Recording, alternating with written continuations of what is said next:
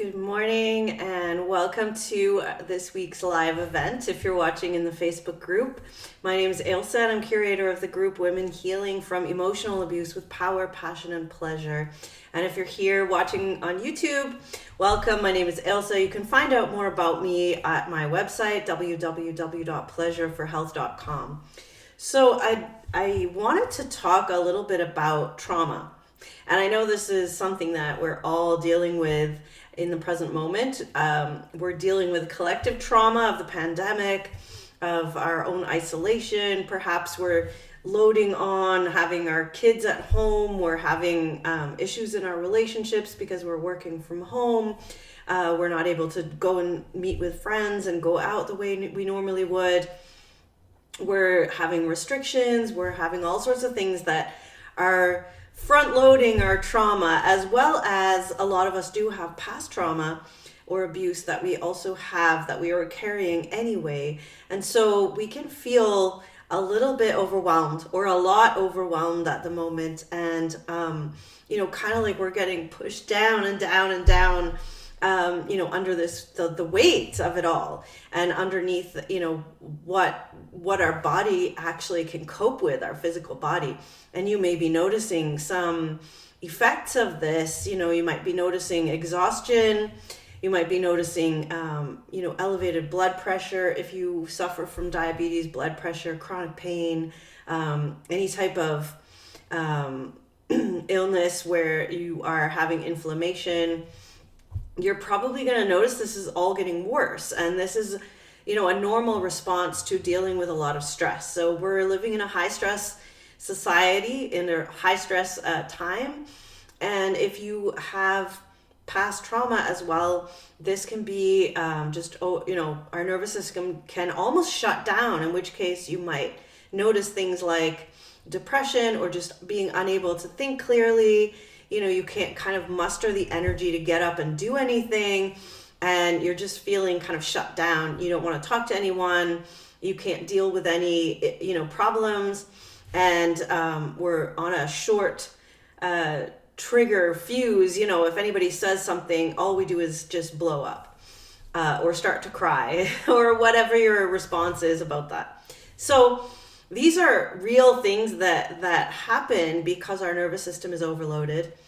And I wanted to take a bit of time today and talk about how can we get past the past, how can we move forward and actually think creatively and, have resilience for some of the things that are getting thrown at us these days in the world. And perhaps you are still coping with, your abuser. Maybe you have to deal co-parenting. Maybe your kids are having issues. There could be all sorts of reasons that the stress from a bad relationship continues on, even if you've managed to get out of living with that person. And you may still be in a situation of abuse. And, I want to give you some real-time tools that you can help your nervous system to stay grounded, to be able to bring yourself back into rest and digest mode, because we absolutely need that in order to function properly, in order to heal ourselves, in order to think creatively about taking steps forward in our life.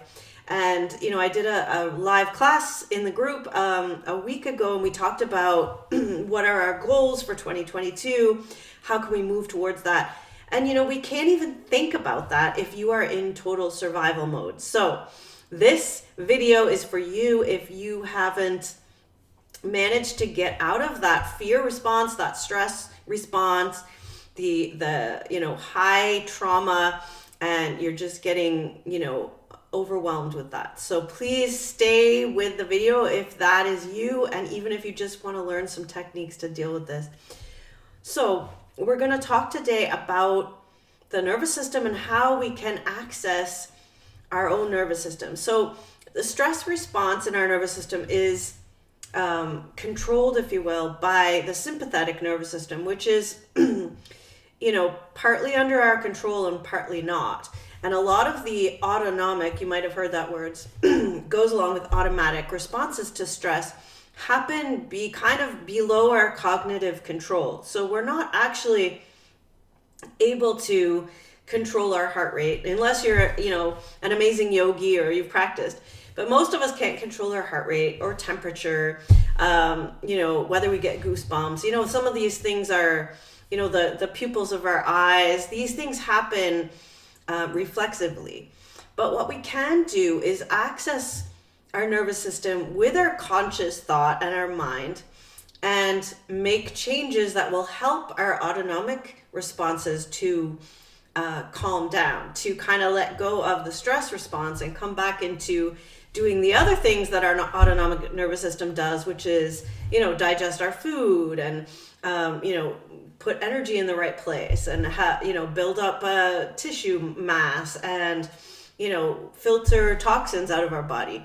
So all of those things need to happen, and we can actually access our nervous system cognitively from our mind to help those things. So that might be really scientific for some of you, but we don't need to understand everything about the nervous system to get that we can help to calm our body down, kind of like we might approach, a scared puppy or something. Like if you had a puppy or a wild animal that was hurt and you were trying to come up to it, you can access it slowly, carefully, leave some food, that kind of thing. So we can approach our bodies in somewhat the same way. Imagine that your body is a wild animal that's been traumatized and you are trying to help it return to normal and to feel loved and safe and to calm down enough so that you can heal, so that you can move forward, so that you can be, your best self and have goals and visions and dreams and, even maybe get out and help other people to come out of their trauma response. So these kinds of doorways or portals, are possible. And we're going to talk a little bit about that. I just want to acknowledge that this information that I'm sharing about these portals was taught to me by one of my teachers in my somatic training, Kath and Jesse. And just a shout out to them for this, how they put this information together. So when we sense danger, there's a lot of instantaneous physical effects. And some of these same effects can be replicated consciously and some are unconscious, like I was saying. So we can open a dialogue between our conscious and unconscious parts of our nervous system through these portals. And so my teacher put it down as portal, and she, used I think it's called an anagram when you use the first letter of each, to make a word. So portal, Portals, portals. We're going to go through each of those letters. So if you're taking notes, which you might want to, so if you have a pen, you might want to take notes. We're going to start with P, and P is for the pelvic floor. So many of you know that I also am a sex educator. So this is a one that I work with a lot. And what I notice a lot is that as we are stressed, we tend to tighten our pelvic floor. It's one of those automatic kind of fear response is to pull up your pelvic floor. And by pelvic floor, I mean, down there where you're sitting in your perineum area, where all your genitals are, just kind of in that whole area and in like the muscles that you would stop yourself peeing. And your anal muscles. So you might clench your anus, you might clench your vagina, you might clench your urethra, you might clench the whole thing, you might feel it up into your lower belly as this kind of clenching.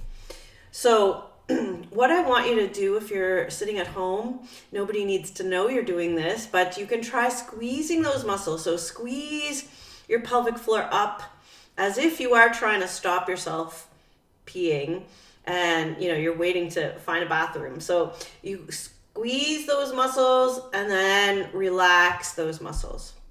And just try that a couple of times. And make sure you do the relaxing part. That's as important as the squeezing. So squeeze those pelvic floor muscles and relax the pelvic floor muscles. And you should notice, I already noticed that when I'm sitting on the chair, I'm feeling the chair more. I can feel that part of my body sitting on the chair. So see if you notice, oh yeah, I can feel my pelvic floor. I can feel, my perineum area. I can feel my sit bones. Sometimes you can feel in between the sit bones. and I'm starting to notice that part of my body a little bit more. So usually with any increase in anxiety, we brace for action. And part of that bracing is pulling up the pelvic floor and bracing our core. You know, you can imagine if you were about to get punched in the stomach kind of thing. You've also seen maybe dogs kind of raise their tails when they're bracing. So they, you know, they kind of get excited and they raise their tail up and they brace. So, you know, we kind of, we're related to that. And we often, our bodies do similar things. So we kind of brace down there and we raise, you know, and we pull up our pelvic floor. And we can also see in a dog, you know, something with a tail, they can tuck their tail between their legs and actually get really tight that way. So tucking under and bracing their tail underneath. So we do like similar kinds of things. And if we are activated, we might tighten our, you know, have a tight ass, we call it, or we might tuck under and really clench and kind of, you know, have this chronically tight and tucked under pelvis. So if we feel kind of defeated, withdrawn, or ashamed, you can imagine that tucking under, that kind of like curving in of our chest and tucking under of our pelvis that might happen. And both of these, you know, we can get stuck in either one of those. And as a body worker, I see this a lot. You know, we either get stuck with our, you know, kind of activated one way with our back really tight and kind of arched, or we get stuck curved the other way with our tail tucked under. And both of those can end up with kind of messing up our pelvic floor. And, you know, a lot of women, especially, and also men, come to see someone like me for, you know, pelvic floor issues. And that is one of those reasons why. So a deliberate clench and a deliberate relaxation can help to bring awareness to that area and start to bring a portal of awareness to that clenching. So you might notice if you try this with me now, like clenching and relaxing, the same as, you know, I'm making a fist and relaxing, you know, I can feel things there. You know, one of my clients, we worked on this and she was driving home and she said, wow, I noticed as I was driving, I started to clench up and I was just clenched all the time, you know. So this is something you might start noticing about yourself when you bring awareness to it. Oh, I'm clenching. Or when you talk to a certain person, you might clench. When you get a phone call, when you're going to work, you know, all these things, what brings stress to you, you might start noticing. So that's one portal. That was P for pelvic floor. And that's one way to start bringing awareness and also relaxation to that area. So we'll move on to the next letter, and it's O, portal in portal. And O is for open. Open your eyes and close your eyes. And, you know, it might be something that actually is difficult if you are feeling really traumatized. Some people, you know, don't even want to close their eyes. We don't want to stop looking and scanning and all of this.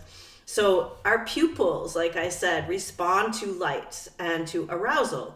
You know, we know this, you know, when you're sleepy and, you know, the pupils might dilate when, you know, when we're responding to challenge, they might, you know, contract. So we actually have muscles in the pupils of our eyes that can relate to whether we're activated or not in our nervous system, whether we're stressed. So when a problem is difficult, when you feel stressed or you feel excited, the pupil size increases. This can be, you know, we've seen it with sexual arousal. You might notice, you know, oh, the pupils dilate, right? So that's, you know, the pupil dilates when we're aroused, and then stimulation of the rest and digest parasympathetic nervous system, the calming down part, produces constriction of your pupil. And eyelids sometimes blink unconsciously, and we sometimes blink more rapidly when we're stressed too. So this whole response of our eyes can actually be calming. So just try with me now. Try closing your eyes. Maybe even take a breath while you're there too. And then open them and notice the screen again. And try it again. Close your eyes. Take away the light activation. And open your eyes and bring yourself back to the screen. And you might notice, even in doing that, oh, I'm suddenly more present to, you know, my surroundings. I'm actually able to notice all of you out there. I am noticing you all through the screen. I know a couple of you are watching, so thanks. So this is another portal into that being able to calm down. And it may be why, little kids and stuff will sometimes just close their eyes. Like they can't take in any more excitement, arousal, or stress. They're like, no, I don't want to see it. We might actually do it kind of unconsciously. So closing your eyes and opening them and actually making that a conscious decision to do that exercise can help to bring your nervous system down. Okay, so we're on to R in portal, and R is for reduced breath. So most of us know that when we're stressed or traumatized, we breathe more shallowly and more quickly. So we reduce the breath. We kind of breathe shallow and up in our chest. And it's kind of a life-saving response to danger. We might do that. If we live in a chronic state of emergency, however, we might find that we get this pattern of stress breathing that is always kind of like, and it means we're kind of over breathing, and we sometimes have a decrease of CO2 in the blood with this, and the balance of oxygen is kind of messed up. That actually means the hemoglobin doesn't release oxygen to our tissues as well, because we're not exchanging oxygen and CO2 very well. Excuse me. So our heart has to actually work harder to move less oxygenated blood around the body. Blood pressure is then elevated. So we're actually increasing our blood pressure. This is helpful so our body does this, in its wisdom. If we're injured and we're predicting that we might get hurt, like actually cut or, injured in some way and be bleeding, our body wants to raise blood pressure, so we make sure we pump blood to all of our body and still able to fight or whatever, even if we're injured. And that's great if that's what the danger is. But if the danger is long-term chronic stress, then, our body increasing blood pressure is not going to be so great. It makes our heart work harder, and, we become acidic, which leads to cancer and all these, lots of other issues.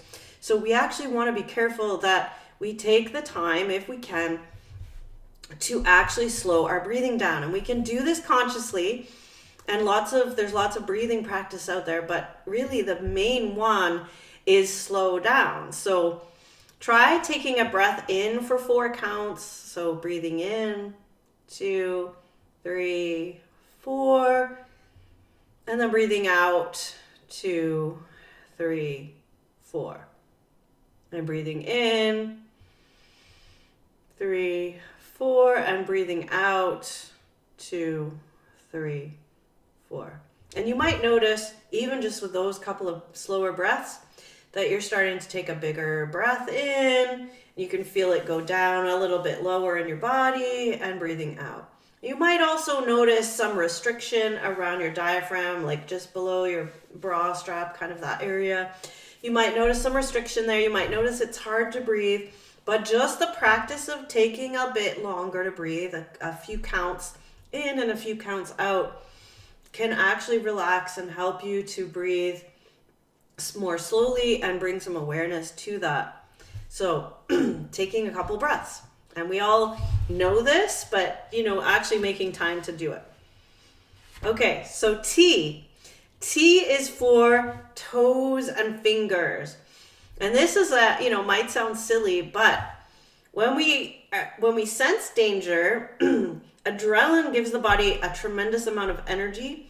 And when that energy goes unused, it leads to physical agitation. And it often shows up as restless movement in our fingers and toes. So this is, you might notice that in yourself. If you are, agitated, it's kind of like you want one of those fidget bits or bit fidget, whatever they are. You know what I'm talking about. But you like to fidget, you like to wiggle your toes. We want to do something, and we're just like, we can't sit still. I actually do this a lot. So this is one of mine that I work with. And so what we can actually do is consciously wiggle our fingers and toes, like actually take time and, have a little wiggle dance, like a little, let your fingers and toes move, shake out all that energy, getting up, to expand on this, if you just have a favorite song, or a silly song that you do with your kids, wiggle and dance around, wiggle your shoulders, wiggle your fingers, wiggle everything, you'll be amazed how much better you feel. I know it sounds silly, but it's super fun. And so we want to actually get out of the freeze response, right? We're trying to get out of that kind of frozen, locking that energy into tension in our body, because our nervous system in freeze locks tension in our body. The tension in our body sends a message to our brain that we are in danger, because now we're frozen, now we're all tense and it's hurting, and we're not flushing out all those toxins and everything. And so the brain goes, oh gosh, now we're even more stressed. So it's like this cycle. So we want to get out of the cycle. So wiggle with me at home, wiggle your toes and fingers, have a little wiggle dance. Okay, so fingers and toes. Okay, so the A is for an ah sound. And the vagus nerve, which is the primary nerve of the parasympathetic nervous system, the nervous system that helps us calm down, it's linked to nerves that regulate the muscles of our face. So you might notice, when someone looks really traumatized or shocked, they just kind of freeze, their whole face kind of goes stiff. So our facial muscles can really get locked up. And so we want to unlock that. And so, saying ah, really let your jaw go, ah. We can't even say ah without something relaxing around here. And if you want to add in a little massage for your face, just to kind of loosen it up, and that feels really good. So have a little bit of a sigh with a sound that actually, if somebody's really stressed and frozen, I've worked with clients too where they're like they can't actually get any sound out because everything tightens up so much. So a lot of what we work on is relax your throat, relax, let that sound out, really let it go, really work your muscles, scrunch your face up, move it around, can really help to decrease the stress that you're under and help your body come out of that fight or flight. Okay, so L is for look and listen. And this is actually a technique that you might notice with trauma therapists. If any of you are seeing them, they'll tell you to kind of look around the room and notice 5 things in the room. So, you can see behind me, there's I can't point in the right direction. There's a acupuncture man up there. There's a light. I have a ceiling sculpture behind me, and my black chair. So you want to look around the room and notice 5 things. So look around your room right now and see if you can name and actually really notice them. So I see a pink pen. I see, my charger. I see a notebook, a glass of water. Okay, so you get what I mean. Look around and see if you can name 5 things. And listen as well can work. So listening and noticing what sounds you hear. I can hear the air exchanger on here in my room. There's not a whole lot of other sounds down here because in my treatment room it's pretty soundproof, so that's a nice thing. But you probably hear my voice droning on in the background, so that's another thing. So you can listen for sounds. It's really lovely to do this one out in nature and just notice. See if you can pick up 5 different sounds, like a bird chirping over here, the wind going through the leaves over there, the crunch of the snow under your feet, or, if you're in a snowy area. Just see if you can notice that. It's a great way, first of all, to get out in nature, and second of all, to really notice where you are. Brings you right into the present moment and helps you get out of that, anxiety, trauma headspace. Okay, so we're all the way to S in our word portals, if you've been taking notes. And S is for saliva. So you might already know this if you thought about it, but when you are in a trauma or stressful situation, your mouth goes dry. So one of those things, especially in Chinese medicine, this is really common, is to, swish your tongue around and actually make saliva in your mouth and swallow it. So, swish your tongue around over your teeth really helps. And then have a swallow. So creating saliva in your mouth helps us get out of that fight or flight response.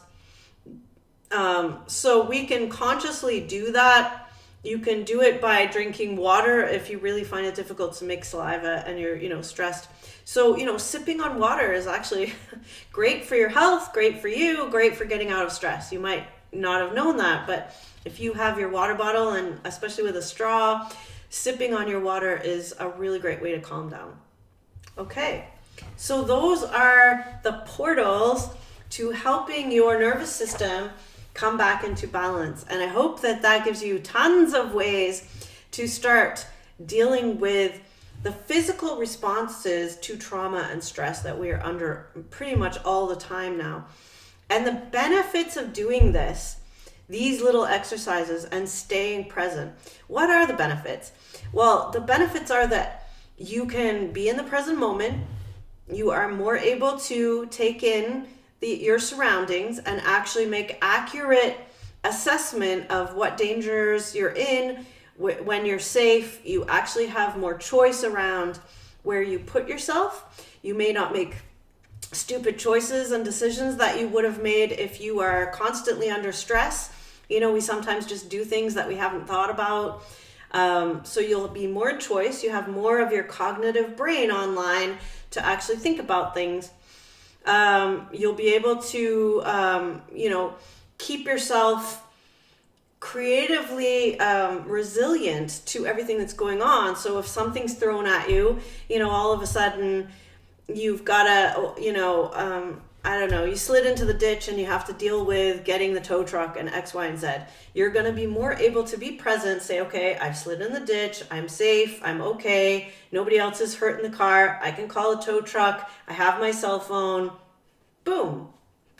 I can wait for half an hour, X, Y, and Z, instead of being, oh my God, and just stressing out. So these kinds of things can really help us stay present and resilient to all those little daily stresses. And what that does is actually allow us to start thinking about the bigger picture. And I'm glad some of you are finding this helpful. Yeah, great.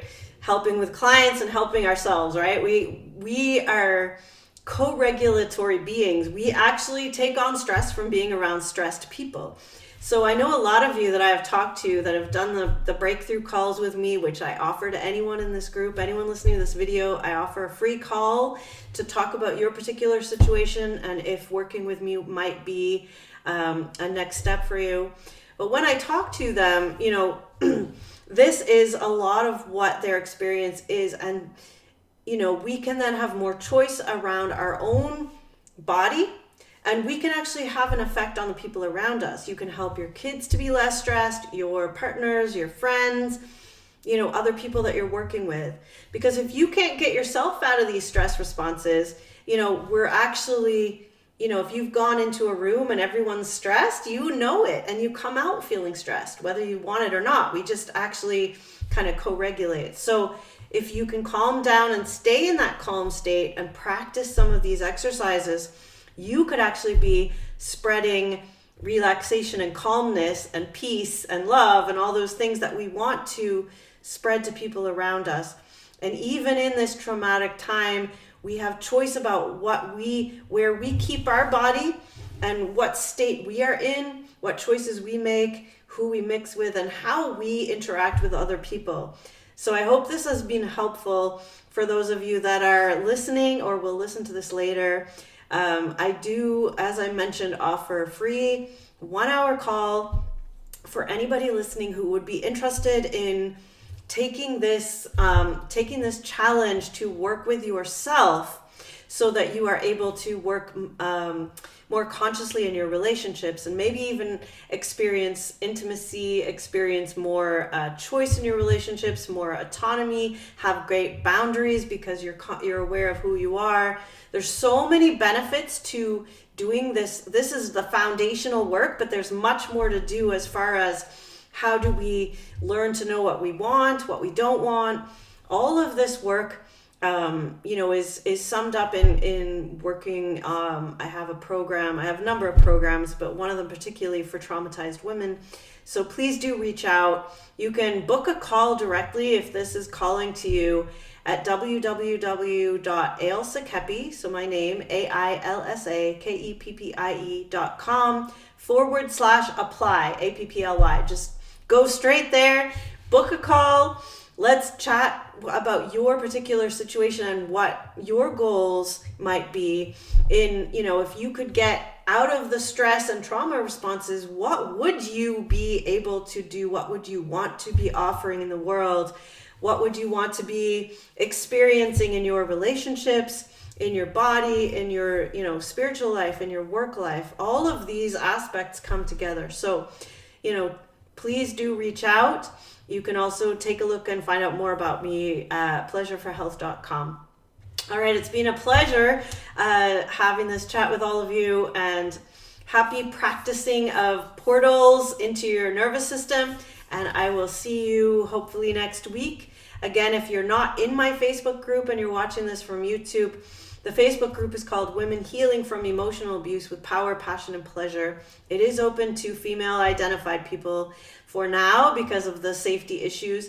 But thank you so much for watching, and we'll talk soon.